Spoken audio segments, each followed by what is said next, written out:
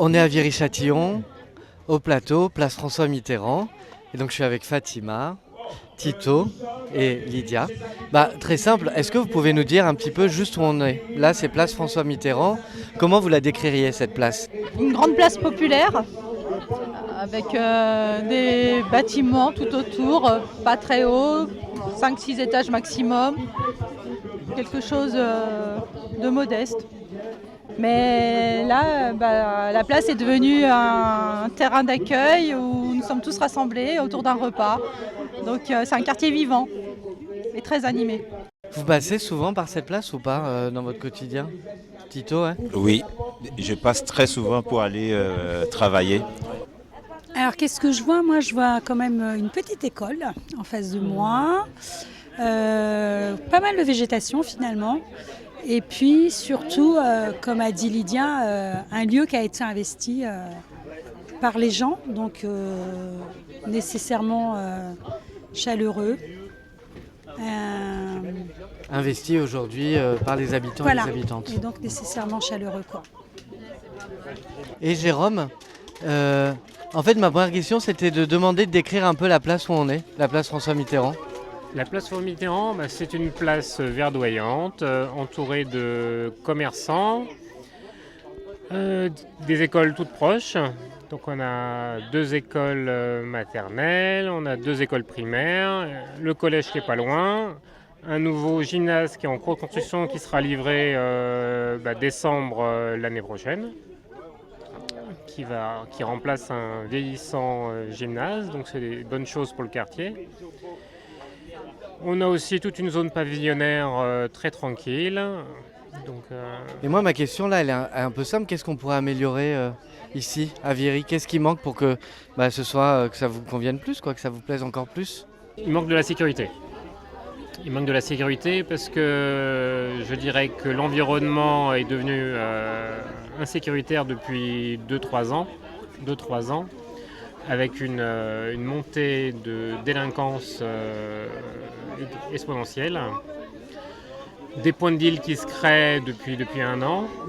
Donc c'est vrai que passé 21h, il faut mieux pas traîner dehors malheureusement, alors qu'avant c'était plaisant de se balader. Donc c'est cette partie-là qu'il faudrait voir et faire. Malheureusement les points de deal existeront toujours, mais régler ce problème-là sur le secteur. Même constat aux érables ou pas? Nous, notre résidence, elle est très très calme. Franchement, même si on sort à 23h, parfois il y a des gens, mais c'est tranquille en fait. On peut dormir les fenêtres ouvertes, on n'entend pas un bruit.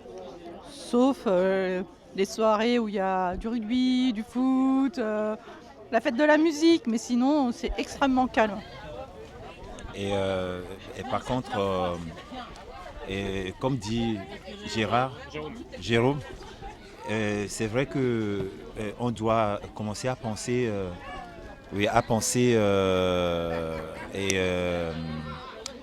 de comment et sensibiliser les gens sur le civisme. Et quand on dit le civisme, c'est respecter aussi son environnement. Et on a affaire, parce que Lydia parlait du quartier calme, mais sans oublier que certains soirs, des gens qui respectent pas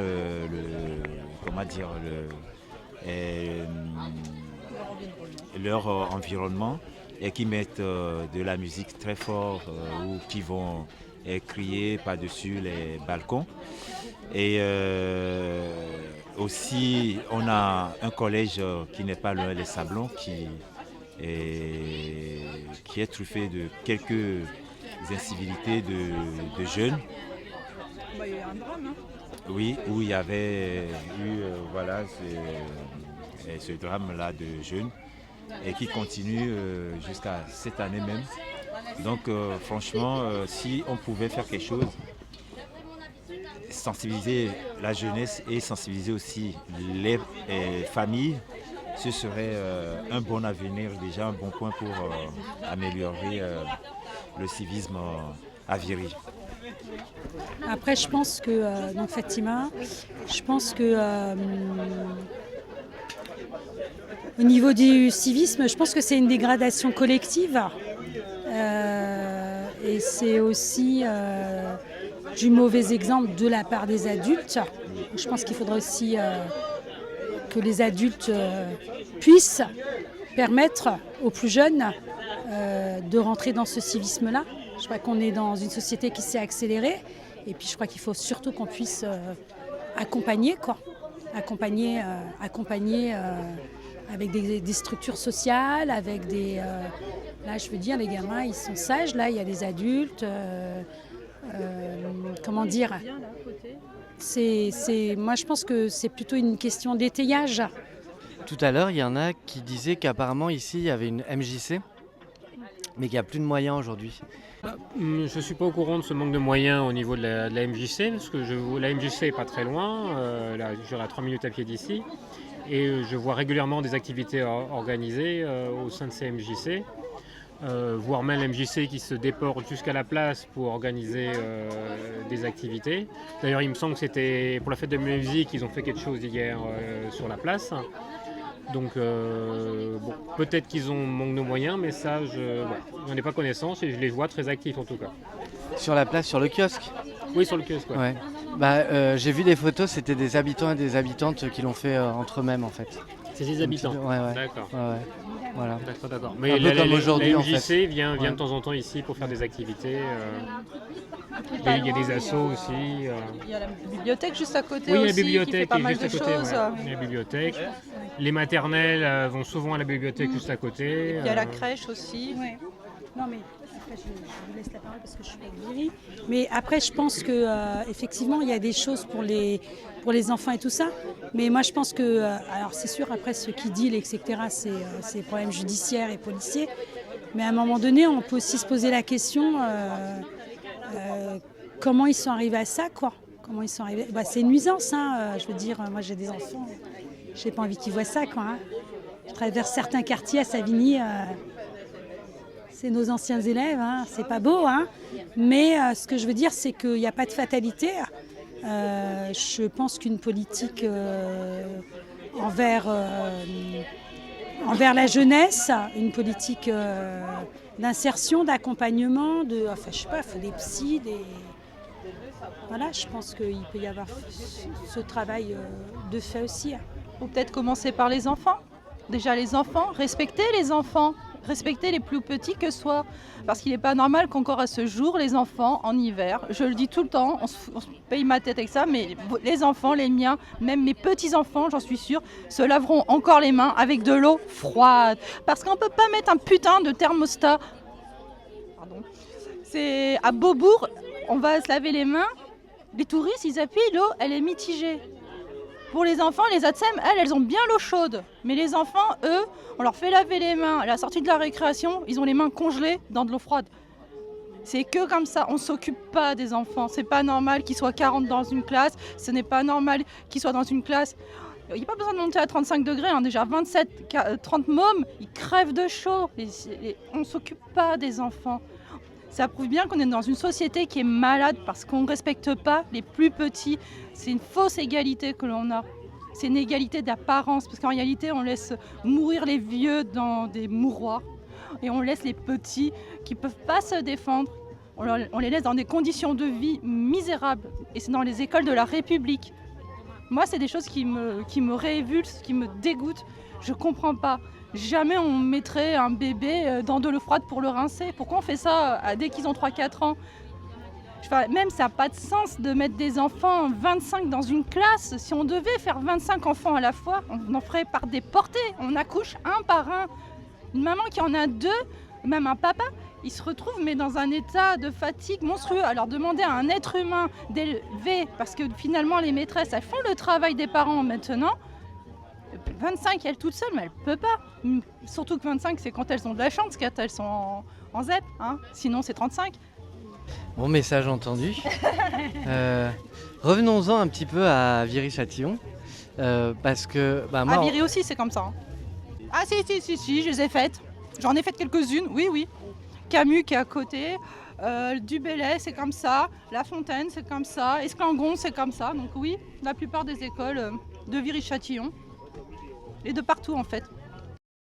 Moi maintenant j'aimerais vous poser une question par rapport à vos quartiers, donc Jérôme et tous les deux qui êtes aux Érables. Alors Jérôme, vous êtes ici, au plateau. Est-ce que vous êtes, je sais pas si fier c'est le mot juste, mais est-ce que vous avez une sorte de sentiment d'appartenance quand vous habitez dans un quartier? Est-ce que vous êtes fier?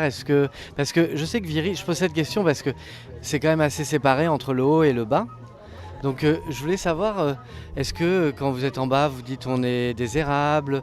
Est-ce que vous dites on est du plateau? Est-ce que oui, il y a un peu ce sentiment, voilà. Pour ma part, oui, je suis fier d'être du plateau. Je le revendique pas, mais voilà. Bon, mais voilà, je suis fier d'être du plateau. Le quartier haut, le quartier bas de Viry, bon, moi, c'est juste un emplacement par rapport au sein de cette commune. J'aime beaucoup me balader au bord des lacs. Bon, la plupart des activités aussi sportives sont plutôt sur le bas aussi.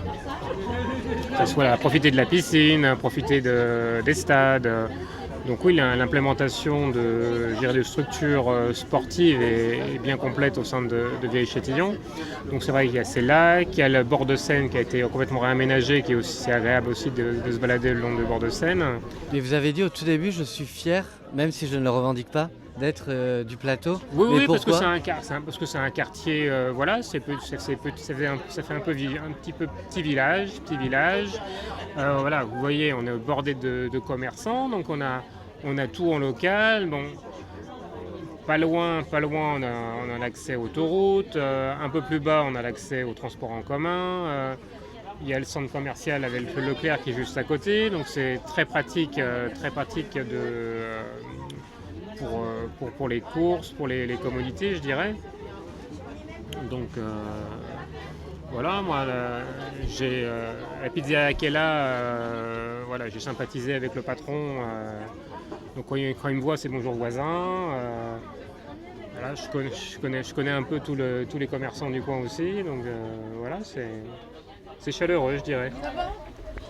Et du côté des Érables Moi, franchement, on est à Viry-Châtillon maintenant depuis 2015, pour ma part, parce que j'habitais Paris. Depuis que je suis arrivé, je ne vais pas dire que je suis fier de mon quartier. Hein. Je suis devenu papa en 2013 et depuis, je cherche des points d'activité. Hormis, on a un super bibliothèque et ludothèque. Là, je félicite les acteurs de ces structures. C'est nickel, ils prennent bien soin des familles. Hormis ça, on ne peut pas faire une autre activité avec nos enfants, les sortir un peu comme là, il fait chaud. Nous, ici là, c'est bien, on peut... Ah oui, pardon. Oui, on peut utiliser les arbres là, c'est bien arboré, c'est super. Mais aux Érables, il n'y a rien. Il n'y a même pas de parc pour les enfants. Les familles sortent, on doit aller jusqu'à Morsan pour se rafraîchir. On traverse quand même un désert de soleil, quoi. Et la vie de quartier, on ne le sent pas ici déjà. Ça sent qu'il doit y avoir une vie de quartier ici. Par contre, aux Érables, il n'y a pas. Il n'y a pas de vie de quartier. Les parcs, moi, je ne comprends pas pourquoi, pour une mairie, ils ont tout concentré dans le centre-ville. Pour qu'on puisse aller jouer un peu, ben, les enfants, on va au Parc Blanc. Hier encore, ils ont fait un truc super là-bas. Et les enfants qui sont au plateau, il n'y a rien en fait. Moi, je ne vais pas dire que je suis fier de tout Viry d'ailleurs. Et il manque quelque chose, il manque une organisation à destination des familles. Qu'on mette au centre l'enfant. Les enfants sont les premiers citoyens qui vont changer l'avenir. Et donc, on doit déjà leur montrer comment on s'intéresse à son quartier et l'enfant aussi va grandir dans ce sens. Voilà. Avoir le côté affectif par rapport à son quartier. Oui. Et chez nous, là-bas, il y a plein de dalles qui sont debout comme ça et les enfants, ils chutent tout le temps. Non, non, non. Il n'y a rien.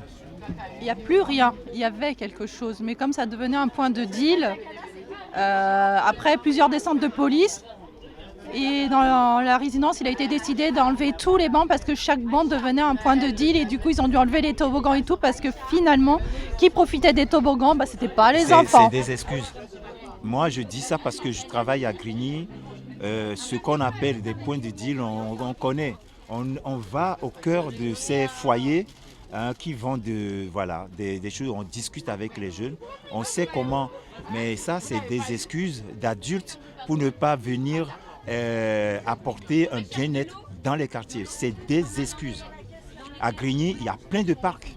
Ils ont réussi à faire sortir les familles parce qu'on a compris que les familles ne laissent plus les enfants sortir et puis les enfants sont embarqués par les grands frères du quartier. Mais là maintenant, c'est les familles qui sortent avec les enfants. Et voilà. Et il faut mettre en place des choses qui permettent aux familles de sortir. Moi, je pense qu'il y a une organisation qui n'est pas bien ficelée ici à Viry. L'enfant n'est jamais le cœur des politiques.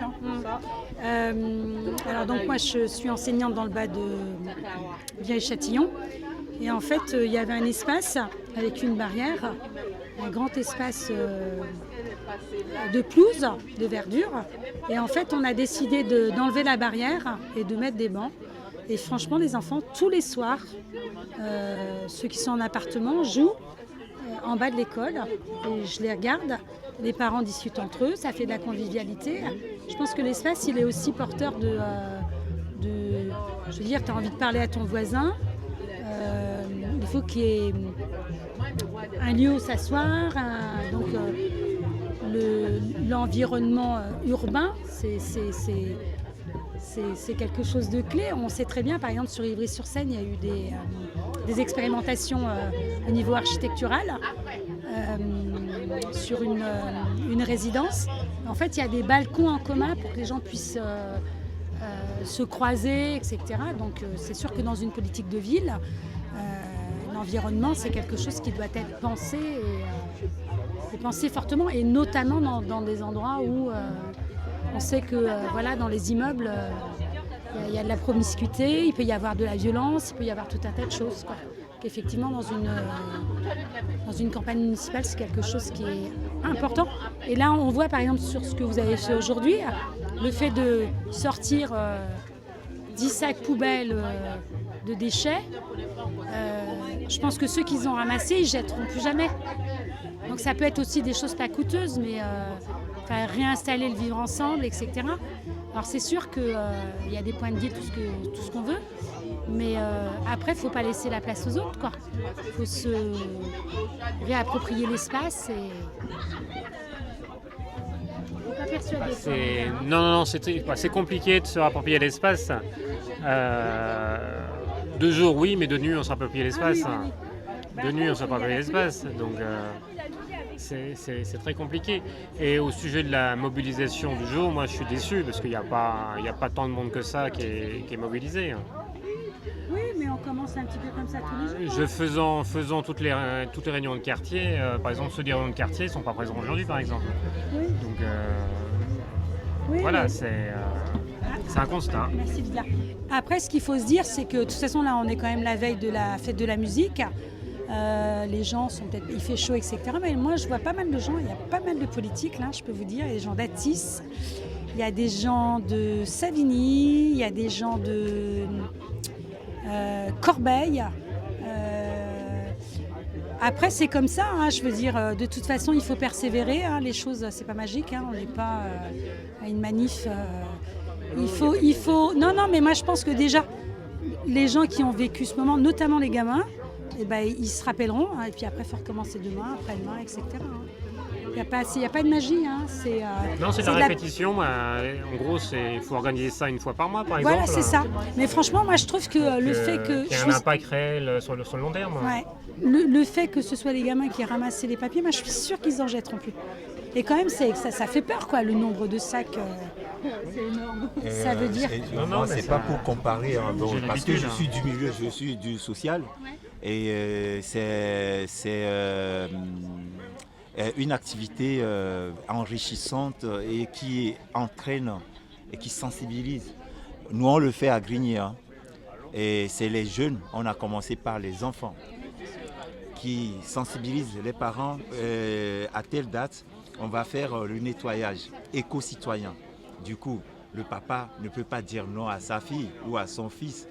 C'est pas qu'on va aller jouer au foot. On va aller jouer au foot, mais dans la saleté. Papa, pourquoi tu as fini ta canette, tu as jeté? L'enfant va te poser la question et ça va te laisser une trace indélébile. Et du coup, l'enfant amène une sensibilisation. Comme l'a dit Lydia, c'est l'enfant qui amène, qui entraîne son parent, parce que le parent, il a le pouvoir de décision. Et donc, c'est inversé.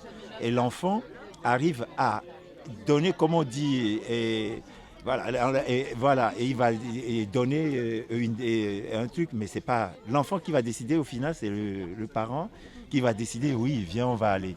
Et Jérôme, vous avez participé à l'activité nettoyage de la place ou pas Oui, tout à bien l'heure? sûr. C'était comment? Disons que je dirais pas que c'est mon quotidien, mais nous, en tant que famille, on ramasse régulièrement les déchets, que ce soit sur la place ou quand on se balade le long du bord du lac. Donc c'est une chose de plus, je dirais une brique de plus dans notre action éco-citoyenne. Mais là c'était en collectif quand même. Oui, c'était en collectif. Ouais. Ouais. Bah, c'est bien que ce soit collectif. Et c'est là que je dis que je suis déçu qu'il n'y ait pas plus eu de mobilisation des gens du quartier pour faire cette action collective. La MJC, elle aurait pu venir, par exemple. La MJC aurait pu être mis en corrélation et faire. Oui, le MJC peut être mis en corrélation et touche beaucoup de monde dans le quartier, donc ça peut faire boule de neige. Faire une chose et puis après réfléchir. Ouais, ça peut faire boule de neige pour l'avenir. Nous, on fait venir une dame qui a des calèches dans les quartiers. Elle a formé des jeunes à piloter cet engin. Et les jeunes vont de chaque rue. Oui. Et je suis celui qui était parti chercher les jeunes du quartier qui n'ont pas d'avenir, mais qui ont envie de faire quelque chose, d'essayer. Et ils peuvent aller dans chaque rue et transporter des sacs poubelles. Et beaucoup de familles se mobilisent, ils jettent au plein et ils ramassent. Et après, on leur délivre des diplômes d'éco-citoyens. Et c'est super. Bon, merci à tous les quatre. À moins qu'il y ait quelque chose que vraiment vous pensez c'est très important de le dire. Ah si, peut-être, parce que là, en fait, ce que j'entends, ce sont toujours des activités ou des mouvements qui viennent finalement de ce qu'on peut dire le bas. C'est-à-dire que ce sont les gens qui se mobilisent pour rendre les quartiers vivants, pour faire des... Et finalement, je me demande, qu'est-ce qui se passe à la tête de l'État ? Pourquoi c'est pas un mouvement national? Pourquoi les gens là qui sont à fond dans leurs écrans et qui du coup ils ont oublié même d'éduquer leurs enfants, ils se déséduquent, ils s'abrutissent. Et finalement, s'il y avait vraiment une volonté nationale de faire en sorte qu'on s'aime tous les uns les autres, qu'on fasse attention les uns aux autres, au lieu de nous dire qu'un tel a fait telle horreur, d'apprendre peut-être à mieux se connaître les uns les autres, de se rapprocher. Tu es différent de moi, mais ta différence m'enrichit. Voilà. Et voilà, vous donner un vrai mouvement et d'en faire peut-être de la devise française, pas juste une devise, mais une réalité. Très beau mot de la fin de Lydia là. Merci. Donc Jérôme, Lydia, Tito et Fatima. Merci à tous les quatre. Merci à toi aussi, merci.